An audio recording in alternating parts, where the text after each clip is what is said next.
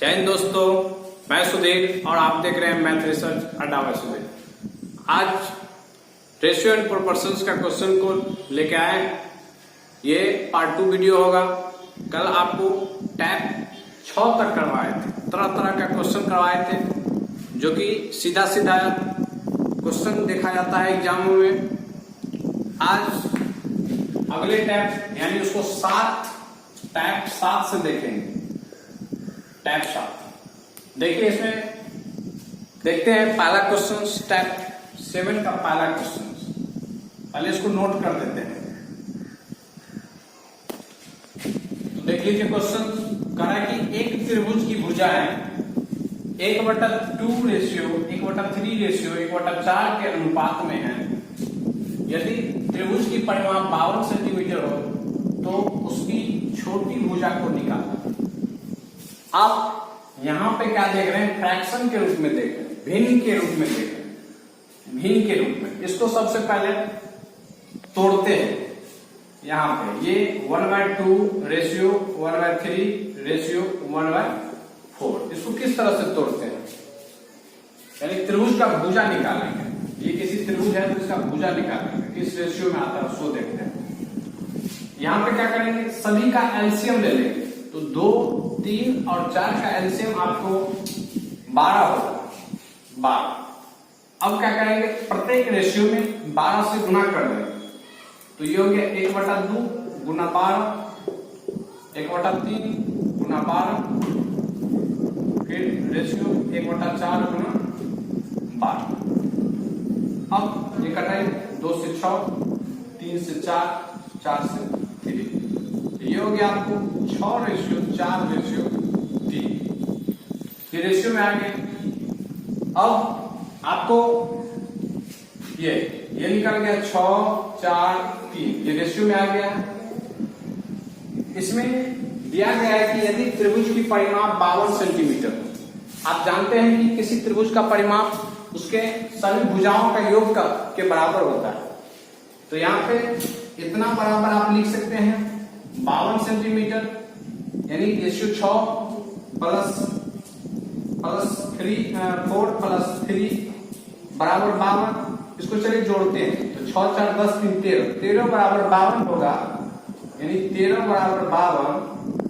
तो 1 बराबर क्या होगा? 4।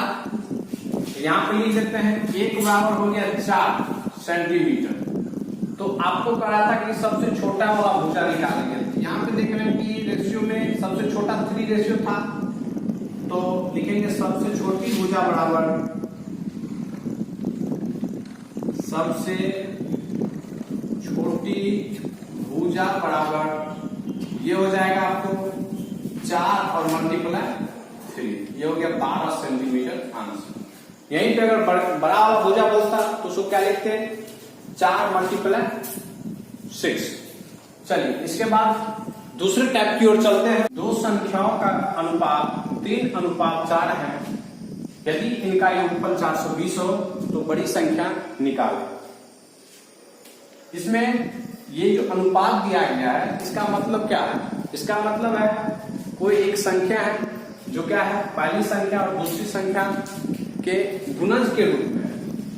तो यहाँ पे इसको मान लीजिए, ये आपको पहला संख्या हो गया 3x और दूसरा क्या है 4 है, तो ये हो जाएगा 4x। अब प्रश्न में यहां पे देख रहे हैं कि योगफल दिया गया है 420, तो इसको भी जोड़ कर देंगे, यानी 3x प्लस 4x बराबर क्या हो जाएगा? 420। तो 4, 3 ये 7x बराबर 420। 7 से कटाएंगे, 7 छक्के 42 यानी 7। x बराबर हो गया 7। आपको क्वेश्चन में पूछा गया था कि बड़ी संख्या क्या होगा। तो बड़ी संख्या यहाँ पे देख रहे हैं 4x है, मतलब 7 गुना क्या हो जाएगा? 4 हो जाएगा। तो 7 के 24, 240 हो गया आंसर। ये आपको डायरेक्ट इस टाइप का क्वेश्चन पूछता है एग्जाम में, रेलवे का एग्जाम जाइए देने के लिए, या फिर आप छोटे मोटे एग्जाम जाइए देने के, जैसे हो गया बिहार पुलिस का हो गया। चलिए, इसके बाद एक अलग टाइप की ओर चलते हैं। चलिए, तीसरा क्वेश्चन की ओर चलते हैं। ये ही टैग आपको पूछा गया है। आप जब प्रीवियस ईयर क्वेश्चन को देखेंगे तो आपको सीधा नजर आएगा ये क्वेश्चन। 68,000 को एबीसी यानी कोई 3 व्यक्ति है, उसको 1/2, 1/4, 5/16 के अनुपात में बांटा जाता है। तो कह रहा है कि सबसे बड़ा भाग और सबसे छोटे भाग का अंतर क्या है। तो सबसे पहले क्या करेंगे, ये जो अनुपात के रूप में है इसको एक पूर्ण संख्या के रूप में तोड़ लेते हैं। आपको पिछले वीडियो में बताया था, पिछले क्वेश्चन में किसी भी फ्रैक्शन में अगर रहे तो उसको किस तरह से तोड़ते हैं। सबसे पहले क्या करेंगे, नीचे वाले को हर को एलसीएम ले लेंगे। 2, 4 और 16 का एलसीएम 16 होगा। अब क्या करेंगे, सभी में 16 से गुना कर देंगे। सभी में गुना कर दिए 16 से। अब देखिए इसको कटाते हैं, 2 8 16, 4 4 16, 16 का 16। तो ये हो गया आपका 8:4:5। यानी इस अनुपात में क्या होगा, उस राशि को बांटा जाएगा। अब यहाँ पे कह रहा है कि बड़े और सबसे छोटे भाग का अंतर, बड़ा भाग निकालिए। तो यहाँ पे देख रहे हैं इसमें सबसे बड़ा भाग ये है 8। तो सबसे पहले इसका कुल रुपया दिया गया आपको 68,000। तो 8 4 12 5 17, यानी इतना का मान दिया है 68,000। 17 बराबर हो गया 68,000। 17 चौके 68, यानी 4,000 हुआ 1 बराबर, यानी अनुपात 1 का मान हुआ आपको 4,000। इसीलिए अनुपात 8, ये अनुपात 8 का मान क्या हो जाएगा, 8 चौके 32,000। और फिर सबसे छोटका वाला तो 4 है, तो 4 का हो जाएगा 4 चौके 16,000। 16,000। और इसका आपको अंतर पूछ रहा था, तो अंतर में से घटाओ, तो घटा दीजिए, तो ये हो गया 16,000 आंसर। इसके बाद अगले टाइप की ओर चलते हैं। चौथा टाइप क्वेश्चन विचार। चलिए चौथा टाइप है क्वेश्चन विचार। 2 उत्पादों ए और बी के मूल्यों का अनुपात क्रमशः 8:5 है। यदि ए के उत्पाद मूल्य में 20% की वृद्धि तथा बी के उत्पाद मूल्यों में 20% की कमी हो जाए तो नए उत्पादन मूल्यों का क्रमशः अनुपात क्या है। आप क्या करेंगे, इसको ये जो रेशियो देख रहे हैं इसको मान लीजिए। तो मान लिए कि ए और बी का मूल्यों का उत्पादन कितना था, तो 5x और 8x। देखिए कैसे बनाते हैं, ये हो गया 5x, ये हो गया ए का, अब बी का क्या हो जाएगा, बी का हो जाएगा 8x। ठीक है। अब कह रहा है कि ए में 20% का वृद्धि हो रहा है। 20% मतलब 100 पर 20% का वृद्धि होता है। तो इसको क्या लिखेंगे, यानी उत्पाद में वृद्धि, उत्पाद में वृद्धि, इसको लिखेंगे 5x का 120 बटा 100।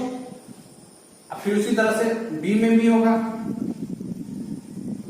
बी के उत्पाद में वृद्धि,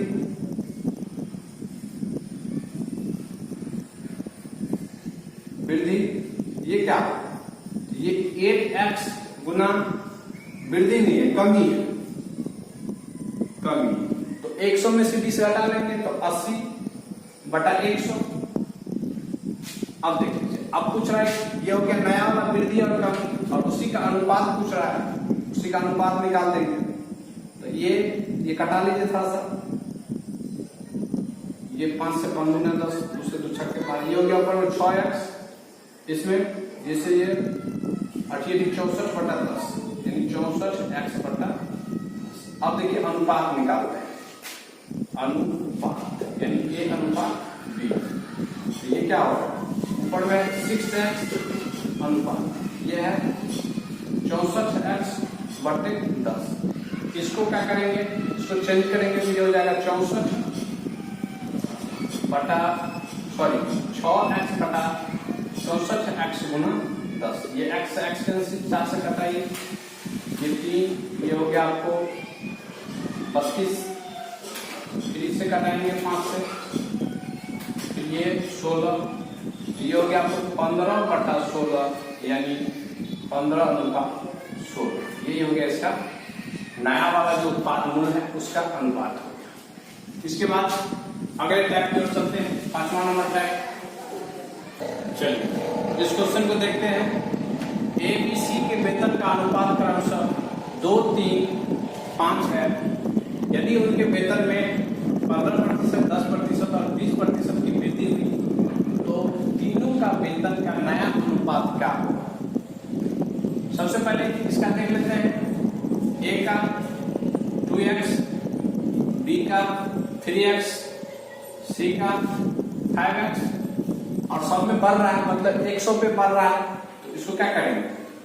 ये हो जाएगा 115/100। ये क्या होगा? इसमें 10% बढ़ रहा है तो 110/100। ये 20%, तो ये हो जाएगा 120/100। यही हो गया नया अनुपात। अब क्या करेंगे? इसको कटाइए, तो यहां पे इसको लिखते हैं, गुना करके लिखते हैं हम। तो 115 गुना 230x/100, फिर इसका 11 दिया 35, फिर 0/100, फिर इसको जो हो जाएगा 12×60, 600/100। अब करा कि सबका अनुपात, तो अनुपात बराबर यानी नया अनुपात मिल गया, अनुपात बराबर, तो लिखिए 230/100 कितना, फिर ये अनुपात इसका 35 यानी 330/100, x सब में है,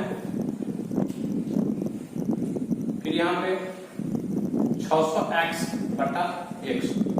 इसको क्या करना है? आपको कटाना है। तो ये देख लीजिए, अनुपात में आप लोग ध्यान दिए होंगे कटाने के लिए।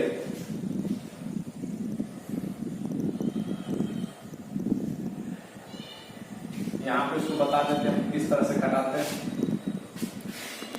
इसको देख लीजिए, यहाँ पे सब में x है, x से x 100 में कटेगा, एगो 0 100 में कटा दीजिए, ये 100 से 100 में चल गया।